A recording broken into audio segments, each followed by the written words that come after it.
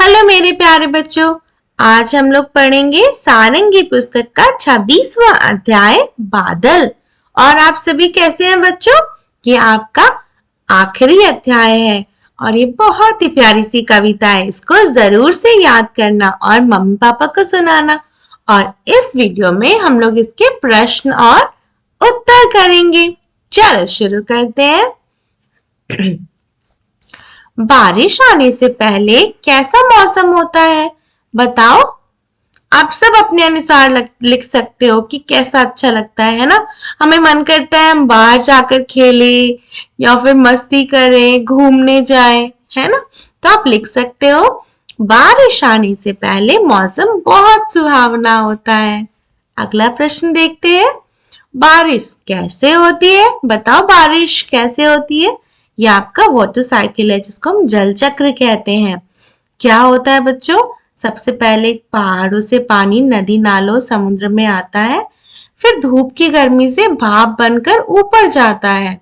ऊपर जाकर छोटे छोटे बादल फिर बड़े बन जाते हैं और बड़े बादल फिर बारिश करते हैं और फिर वही प्रोसेस चलता रहता है।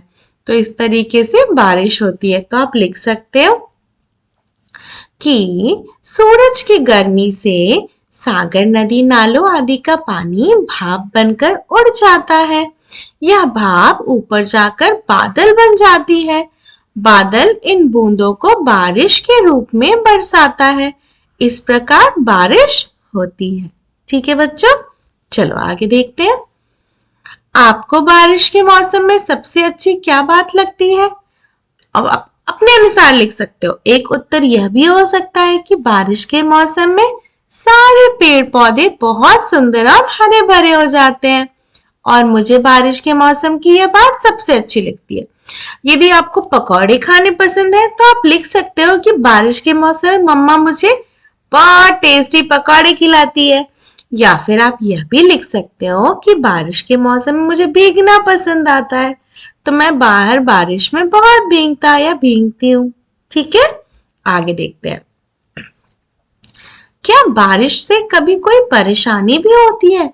हाँ बच्चों, बारिश में कई बार बहुत परेशानी हो जाती है। वाटर क्लॉगिंग होती है ना। वाटर क्लॉगिंग मतलब पानी का जमना। जब बहुत बारिश होती है तो सड़कों पर या गड्ढों में या नालों में पानी जहाँ क्लॉग कर जाता है, मतलब ब्लॉक हो जाता है, तो वो जम जाता है। तो आपके एरिया में पानी भर जाता है, फिर हमें परेशानी होती है। कई बार बेमौसम बारिश हो जाती है तो किसानों को परेशानी होती है, उनकी फसल बर्बाद हो जाती है। तो हाँ, ज्यादा बारिश से भी परेशानी होती है। तो आप लिख सकते हो हाँ, जगह जगह पर पानी भरने से बहुत परेशानी होती है। अगला देखते हैं प्रश्न। कविता के आधार पर उत्तर लिखना है। बादल कैसे बरसते हैं बताओ। कविता देखो, याद करो। बरसे बादल कल कल छल छल, तैर चली कागज की नैया, पूंछ उठाकर भागी गैया। तो कैसे बरसे हैं बादल? कल कल और छल छल। तो उत्तर क्या होगा? बादल कल कल छल छल करते हुए बरसते हैं। अब देखिए दूसरा प्रश्न। मोर कैसे नाचते हैं? तो मोर का क्या है? मोर मगनमन झूम चनन चन, झूम झूम कर नाच दिखाए, खुश होकर गाना गाए। तो मोर झूम चनन चन करते हुए नाचते हैं, है ना। यहाँ पे एक और न लगा लेना ताकि छनन छन हो जाए। ओके, अब देखो अगला क्या है। हवा कैसे चलती है? हवा पकड़कर लाती सरसर। तो हवा सरसर करती हुई चलती है। ओके, आगे देखते हैं। देखो, जब आसमान में बादल हो तो आसमान को ध्यान से देखना है। आपको कौन कौन से आकार दिखाई देती है, इन बादलों के आकारों को के चित्र अपनी कॉपी में बनाना है और आसमान और बादलों के बारे में कुछ लिखना है। देखो कैसे दिखते हैं। देखो तो ये बादल कैसा दिख रहा है? कुछ खरगोश जैसा दिख रहा है क्या? ऐसा लग रहा है कोई खरगोश बैठा हुआ है ना। तो कई बार बादल डिफरेंट डिफरेंट टाइप के दिखते हैं। कई बार बादल चूहा जैसा, परी जैसा, अलग अलग आकार में दिखते हैं। देखो अब ये बादल कैसा हाथी जैसा दिख रहा है। यहाँ पे इसके सूंड है और उसके दांत और फिर बॉडी और ये उसकी पूंछ, या फिर चूहा जैसा दिख रहा है। सबको बादल के अलग अलग आकार देख सकते हैं, तो आपको उन आकार को बनाना है। ओके बच्चों, और फिर इसके बारे में कुछ वाक्य लिखनी है। आप ये सारे वाक्य लिख सकते हैं, ठीक है। चलिए आगे देखते हैं। बादल शब्द सुनने पर आपको बिजली, मोर आदि की तरह अन्य कौन से शब्द याद आते हैं? इन शब्दों को लिखिए और आपके शब्द बादल शब्द से कैसे जुड़ते हैं यह भी बताइए। तो बच्चों मैं कुछ उदाहरण दे रही हूँ, लेकिन यदि आपको और भी कुछ याद आएगा तो आप लिख सकते हो, जिससे आपको समझ में आए। अच्छा, बारिश हो रही है, बादल मतलब बारिश, बारिश मतलब छाता, छाता मतलब रेनकोट, या फिर बादल से इंद्रधनुष। इस तरीके से छोटे छोटे वर्ड्स होंगे जो आपको याद आते होंगे, वो आपको यहाँ लिखना है। जैसे कि हमने क्या लिखा है? रेनकोट, अंधेरा हो जाता है जब बहुत बादल आता है, घना बादल। इंद्रधनुष भी बनते हैं आकाश में, छाता की भी जरूरत होती है। नदियों में पानी आ जाता है, बारिश भी बहुत होती है बादल से, और हमें नाव भी चलाते हैं पानी में, नदी में, है ना। तो आप लिख सकते हो एक एक करके कि जैसे जब बादल आते हैं तो बिजली भी चमकती है, सही बात है। मोर, बादल देखकर मोर नाचते हैं। रेनकोट, मैं रेनकोट पहनकर स्कूल जाता हूँ या फिर जाती हूँ। अंधेरा, काले बादल अंधेरा कर देते हैं। इंद्रधनुष, बादलों के कारण बारिश के बाद बहुत बार इंद्रधनुष भी दिखाई देता है। छाता, बादल जो वर्षा करते हैं उससे बचाता है हमें। नदी, बारिश के कारण पानी का स्तर बढ़ जाता है। बारिश, बादल से बारिश आते हैं।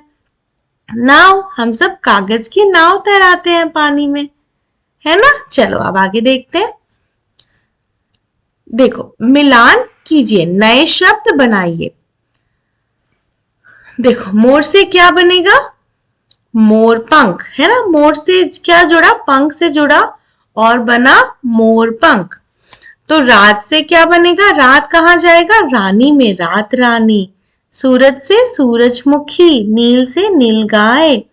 गुलाब, जामुन, समाचार पत्र, और सदा बहार। और इसको आप लिख लेंगे कुछ इस तरीके से, 1 बाय 1 करके आप सब लिख लेंगे, है ना।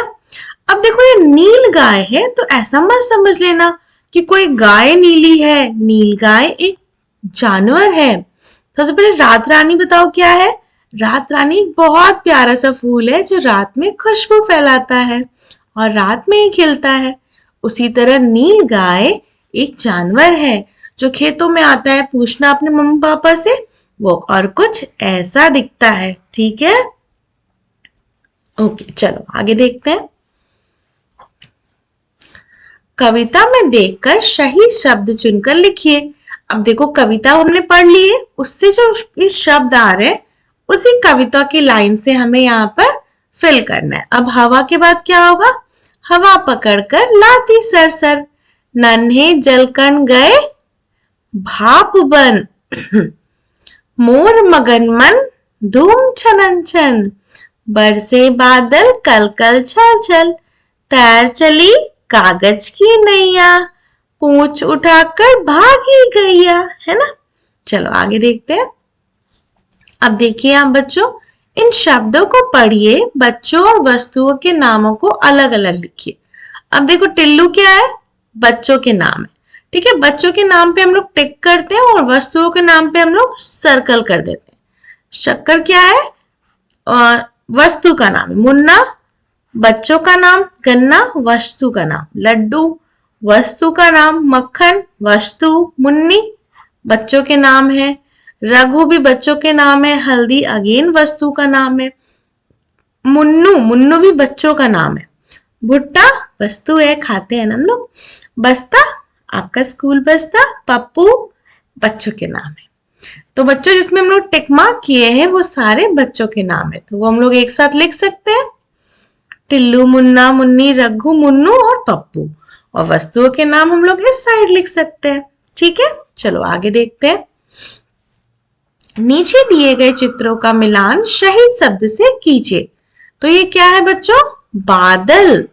अब बादल तो कहीं नहीं है, पर बादल का पर्यायवाची क्या होता है? मेघ, है ना? तो आप यहाँ मिला दोगे। अब देखो ये क्या है? ग्लास। और इस ग्लास में क्या है? पानी। और पानी का पर्यायवाची क्या होता है? जल। देखो तो। अब देखो ये क्या है? ये गोल सा बॉल है क्या? नहीं, ये हमारी पृथ्वी का नक्शा है। इसको हम क्या कहते हैं? इसको यदि थोड़ा सा छोटा सा स्टैंड दे दोगे तो इसे हम ग्लोब भी कह सकते हैं। समझ गए क्या? ये हमारी पृथ्वी है। तो ये पृथ्वी का मैप है। और ये क्या है? वृक्ष या पेड़। पेड़ का पर्यायवाची क्या होता है? वृक्ष। ठीक है, अगला प्रश्न देखते हैं। चित्र देखिए और दिए गए शब्दों से रिक्त स्थानों को भरिए। शब्द क्या है? पानी, बादल, भाप, बूंदे, गर्मी। अरे ये तो जो जल का चक्र है वही है। तो अब देखो, सूरज के प्रकाश से क्या बढ़ता है? गर्मी बढ़ती है। गर्मी पानी को भाप बनाती है। भाप जाकर ऊपर बादल बनाती है। बादल नन्ही नन्ही बूंदे बरसाते हैं और नदी नालों में पानी भर जाता है ना? अभी जस्ट हमने उत्तर किया था इसका। चलो आगे देखते हैं। अब ये पहेली है। काली भूरी नीली है, लाल गुलाबी पीली है। बरखा से यही बचाती है, धूप नहीं आ पाती है। रहती है सिर के ऊपर, फैली रहती है तनकर। सुंदर सी है जान तुम, जानो तुम, अपने सिर पर तानो तुम। क्या है? छाता। और अगली पहेली देखते हैं। ऊपर देखो उड़ा जा रहा, मुड़ा जा रहा अब ये, लेकिन वापस भी आएगा मगर न जाने कब ये। आसमान में उड़ जाता है, डाने कितने भारी। क्या चिड़िया है? अरे नहीं, यह काफी बड़ी सवारी, हवाई जहाज। है ना बच्चों? तो बच्चों, ये अध्याय का सारे प्रश्न उत्तर हमने कर लिए। आपको कोई भी डाउट होगा तो आप कमेंट सेक्शन में पूछ लेना। ठीक है? धन्यवाद मेरे प्यारे बच्चों।